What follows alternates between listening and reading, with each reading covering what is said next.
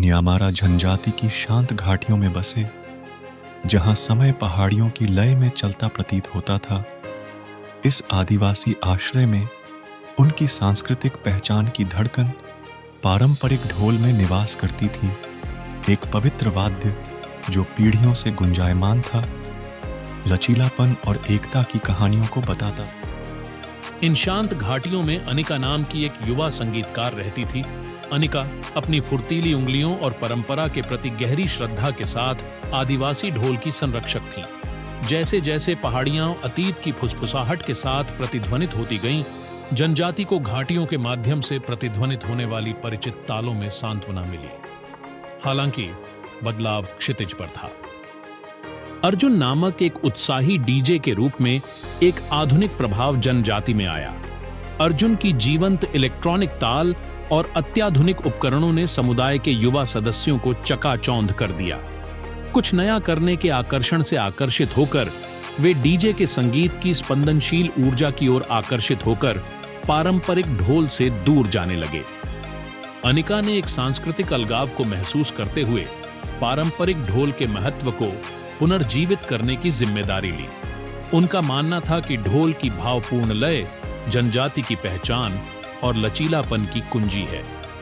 अपने दृढ़ संकल्प के साथ अनिका ने एक भव्य उत्सव का आयोजन किया, जो पारंपरिक ढोल की सांस्कृतिक समृद्धि को प्रदर्शित करेगा।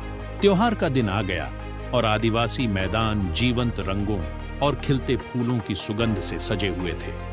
अर्जुन ने अपना डीजे कंसोल स्थापित किया, जो युवा पीढ़ी के बीच लोकप्रियता हासिल करने वाली नवीनतम तालों को प्रदर्शित करने के लिए तैयार था। अनिका अपने ढोल के साथ जनजाति का ध्यान आकर्षित करते हुए आगे बढ़ी। प्रत्येक ताल के साथ उन्होंने अपने पूर्वजों की कहानी, उन संघर्षों को बताया जिन पर उन्होंने विजय प्राप्त की, और उनके द्वारा साझा किए गए आनंदमय उत्सवों को बताया। ढोल की लय पहाड़ियों में गूंजी, जो कुछ समय के लिए भटक गए थे, उनके दिलों को मंत्रमुग्ध कर दिया।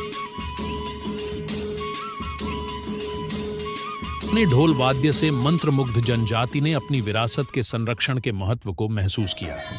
अनिका का ढोल सांस्कृतिक गौरव का प्रतीक बन गया, एक ऐसा वाद्य जिसने न केवल अतीत का वर्णन किया, बल्कि भविष्य को भी गले लगा लिया।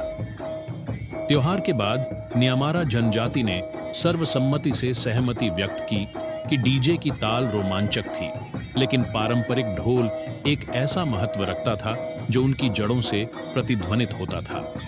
अनिका के प्रयासों की जीत हुई थी और ढोल की पवित्र प्रतिध्वनि को एक बार फिर पूरे समुदाय ने संजोया था। और इसलिए न्यामारा जनजाति की पहाड़ियां पारंपरिक ढोल की विजयी तालों के साथ प्रतिध्वनित होती रहीं, जो आधुनिक प्रभावों के सामने सांस्कृतिक विरासत की स्थायी शक्ति का प्रमाण है। नैतिक सीख, परंपरा और आधुनिकता के बीच टकराव में विरासत के अद्वितीय मूल्य को पहचानकर सद्भाव प्राप्त किया जा सकता है। पारंपरिक ढोल अपनी कालातीत लय के साथ एक एकीकृत शक्ति बन गया, जिसने वर्तमान की विकसित भावना को अपनाते हुए जनजाति को उनकी जड़ों से जोड़ा।